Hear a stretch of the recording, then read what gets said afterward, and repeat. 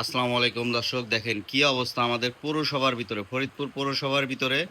দেখেন যে একটু বৃষ্টি হইলে পানি বেরোনোর কোনো ব্যবস্থাপনা নেই। আমাদের ঘরের ভিতরে দেখেন কি পরিমাণ পানি উঠে, দেখেন কি অবস্থা, দেখেন কি ক্ষতি হচ্ছে আমাদের। দেখেন কিন্তু এগুলো পৌরসভা কখনোই দেখে না। আমরা কত পৌরসভায় গেছি, যোগাযোগ করছি, কিন্তু কখনোই পৌরসভা দেখে না। দেখেন আমাদের কি অবস্থা, কি ক্ষতি হয়েছে। দেখেন অল্প একটু বৃষ্টিতেই কি ক্ষতি হয়েছে আমাদের। দেখেন, দেখতে পাচ্ছেন কি ক্ষতি হয়েছে। এগুলা পৌরসভা কখনোই দেখে না। এই যে এগুলা ফরিদপুর পৌরসভাতে আমরা কত গেছি, দেখেন এদের ড্রেন ব্যবস্থা এত খারাপ। কিভাবে তারা ড্রেনের কাজ করছে, যে ড্রেনের পুরো পানি এই যে পৌরসভার ভিতরে। দেখেন আমাদের বাসার ভিতরে কি অবস্থা, এই যে দেখতে পাচ্ছেন দর্শক।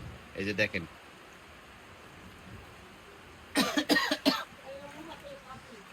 দেখেন কি অবস্থা।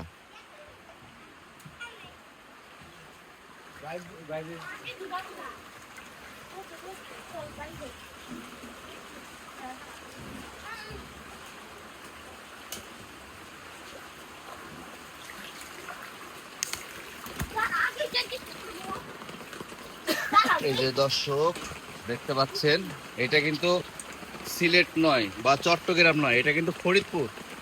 দেখেন ফরিদপুরের কি অবস্থা। দেখেন যে আমরা কত ক্ষতির সম্মুখীন হইতেছি। এই যে ড্রেনের ব্যবস্থাপনা দেখেন, এই যে ড্রেনের পানি সব ধরেন এখানে জমা হয়ে কি অবস্থা, এই যে দেখতে পাচ্ছেন।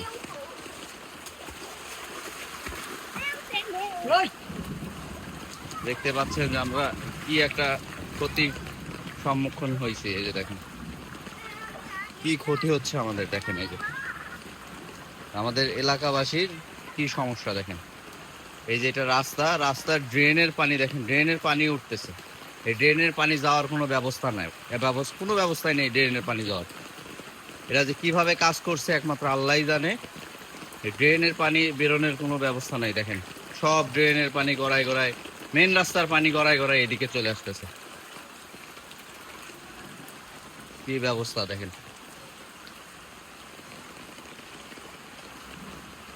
কি অবস্থা আমাদের। আমরা কত অসহায়।